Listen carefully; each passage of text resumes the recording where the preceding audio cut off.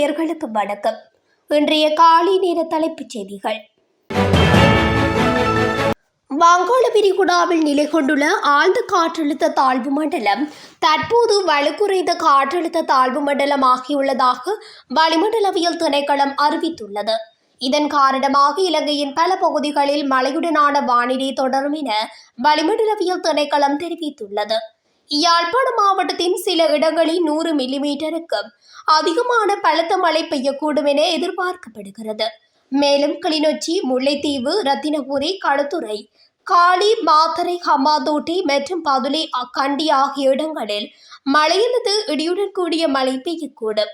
அத்தோடு வடக்கு மாகாணத்தில் மணிக்கு 70 கிலோமீட்டர் வேகத்தில் பலத்த காற்று வீசும் எனவும் வளிமண்டலவியல் திணைக்களம் அறிவித்துள்ளது. மத்திய மலைநாட்டின் மேற்கு சரிவுகளில் உள்ள நீர்நிலை பகுதிகளில் அடர்ந்த மூடுபனி நிலவுவதாக கூறப்படுகிறது. இதனால் அந்த பகுதிகளில் பொது வாழ்க்கைக்கும் போக்குவரத்துக்கும் கடும் பாதிப்பு ஏற்பட்டுள்ளது.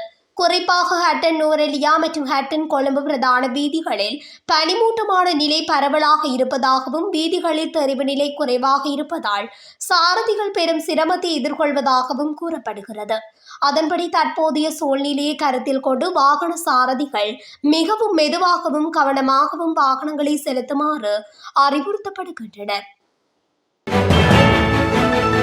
வங்காள விரிகுடாவில் காணப்பட்ட ஆழ்ந்த காற்றழுத்த தாழ்வு மண்டலம் தற்போது நன்கமைந்த காற்றழுத்த தாழ்வு நிலையாக வடக்கு மாகாணத்தின் மையத்தில் உள்ளது.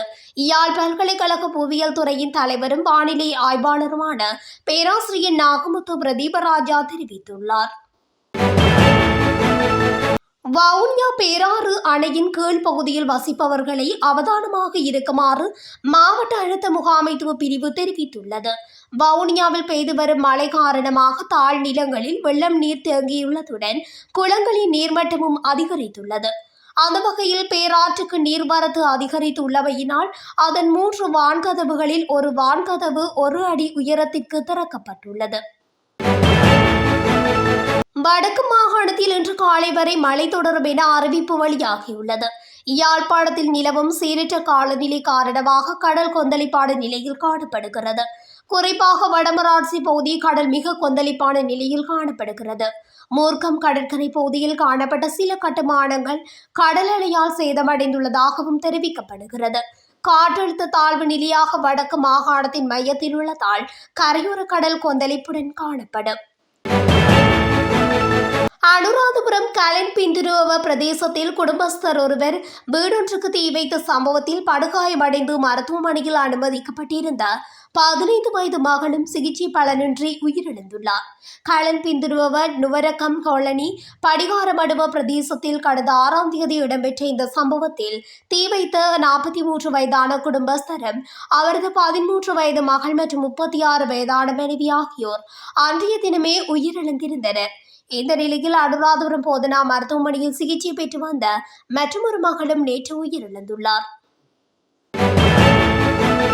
திருகோணமலை குச்சவெளி போலீஸ் பிரிவுக்குட்பட்ட சல்லிமுனை பகுதியில் மின்சாரம் தாக்கி சிறுவன் ஒருவன் உயிரிழந்துள்ளார். குறித்த சம்பவமானது நேற்று இடம்பெற்றுள்ளதாக கூறப்படுகிறது.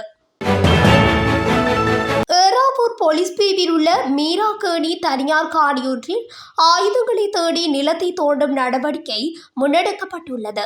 இராணுவ புலனாய்வு பிரிவுக்கு கிடைத்த தகவல் ஒன்றின் அடிப்படையில் கைவிடப்பட்டுள்ள தனியார் காணியில் ஆயுதங்கள் புதைத்து வைக்கப்பட்டிருப்பதாக கூறி அதனை தோண்டி சோதனை செய்வதற்காக ஏறாவூர் நீதவான் நீதிமன்றில் போலீசார் அனுமதியை பெற்றனர்.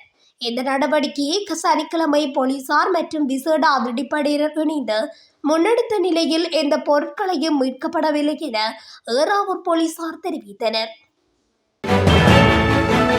போலி ஆவணங்களை தயாரித்து வெளிநாட்டு வேலைவாய்ப்பு மோசடி செய்த 5 சந்தேக நபர்கள் கைது செய்யப்பட்டுள்ளனர். குறித்த கைது நடவடிக்கையானது இலங்கை வெளிநாட்டு வேலைவாய்ப்பு பணியகத்தின் சிறப்பு புலனாய்வு பிரிவால் மேற்கொள்ளப்பட்டுள்ளது. பொரவலஸ்கமுவ, மகரகம, நீட்டம்புவ மற்றும் வத்தலை ஆகிய இடங்களில் நடத்தப்பட்ட சோதனைகளின் போது இந்த நபர்கள் கைது செய்யப்பட்டதாக வெளிநாட்டு வேலைவாய்ப்பு பணியகம் தெரிவித்துள்ளது. வாகனங்களை பதிவு செய்யும் போதும் உரிமையை மாற்றும் போதும் வரி செலுத்துவோர் அடையாள எண் கட்டாயமாக்கப்பட்டுள்ளது. அதன்படி வாகனங்களை பதிவு செய்து உரிமையை மாற்றும் போது வரி செலுத்துவோர் அடையாள எண்ணை மோட்டார் போக்குவரத்து திணைக்களத்தின் புதிய பதிவு தரவுத்தளம் மற்றும் உரிமை பரிமாற்ற தரவுத்தளத்தில் உள்ளிடுவது கட்டாயமாக்கப்பட்டுள்ளது. ஜனவரி 5 முதல் நடைமுறைக்கு வரும் வகையில் மோட்டார் போக்குவரத்து திணைக்களம் அறிக்கை ஒன்றை வெளியிட்டிருந்தமை குறிப்பிடத்தக்கது.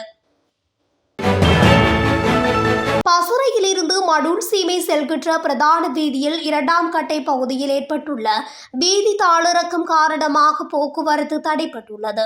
குறித்த இடத்தில் பேருந்துகள் செல்வதற்கு தடை செய்யப்பட்டுள்ளது. காலாவதியான அனுமதி பத்திரத்தை பாவித்து கடத்தி வரப்பட்ட 30 லட்சம் ரூபாய் பெறுமதியான மரக்குற்றிகளை சாவகச்சேரி போலீசார் கைப்பற்றியுள்ளனர்.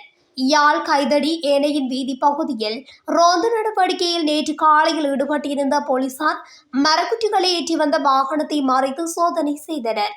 இதன்போது காலாவதியான அனுமதி பத்திரத்தை பாவித்து மரக்கடத்தலில் ஈடுபட்டமை தெரிய வந்துள்ளது. அதனையடுத்து வாகனத்தையும் மரக்குற்றிகளையும் சாவகச்சேரி போலீஸ் நிலையத்துக்கு கொண்டு வந்த போலீசார் விசாரணைகளின் பின்னர் சந்தேக நபர்களையும் மரக்குற்றிகளையும் சாவகச்சேரி நீதிமன்றத்தில் முற்படுத்தியுள்ளமை குறிப்பிடத்தக்கது. மட்டக்களப்பு கல்முனை பிரதான வீதி புதுக்குடியிருப்பு பகுதியில் நோயாளர் காவு வண்டி மின்கம்பம் ஒன்றுடன் மோதி விபத்தில் சிக்கியது. விபத்தில் சாரதி உட்பட 2 படுகாயமடைந்த நிலையில் மட்டக்களப்பு போதனா வைத்தியசாலையில் அனுமதிக்கப்பட்டுள்ளனர். கொழும்பிலிருந்து நிந்தவூர் நோக்கி சென்று கொண்டிருந்த நிந்தவூர் ஆதார வைத்தியசாலைக்கு சொந்தமான நோயாளர் காவு வண்டி வீதியை விட்டு விலகி மின்கம்பம் ஒன்றுடன் மோதி விபத்துக்குள்ளானதாக காத்தான்குடி போலீசார் தெரிவித்தனர். தற்போது நிலவும் சீரற்ற காலநிலை காரணமாக மன்னார் மாவட்டத்தில் உள்ள கரையோர பகுதிகளில் உள்ள கடல் நீர் உட்புகுந்துள்ளது. குறிப்பாக பள்ளிமுனை, பனங்கட்டு கொட்டு, எமில் நகர் உள்ளிட்ட கடற்கரையோர பகுதிகளில் இவ்வாறு கடல் நீர் உள்வாங்கப்பட்டுள்ளது. மறு அறிவித்தல் வரை கடற்தொழிலாளர்கள் கடலுக்கு செல்ல வேண்டாம் என யாழ்ப்பாண பல்கலைக்கழகத்தின் புவியியல் துறை தலைவர் நாகமுத்து பிரதீபராஜா எச்சரிக்கை விடுத்துள்ளமை குறிப்பிடத்தக்கது. இத்துடன் தமிழொலியின் இன்றைய காலை நேர தலைப்புச் செய்திகள் நிறைவடைகின்றன. தொடர்ச்சியாக செய்திகளை அறிந்து கொள்ள தமிழொலி ஊடகத்துடன் இணைந்திருங்கள். நன்றி, வணக்கம்.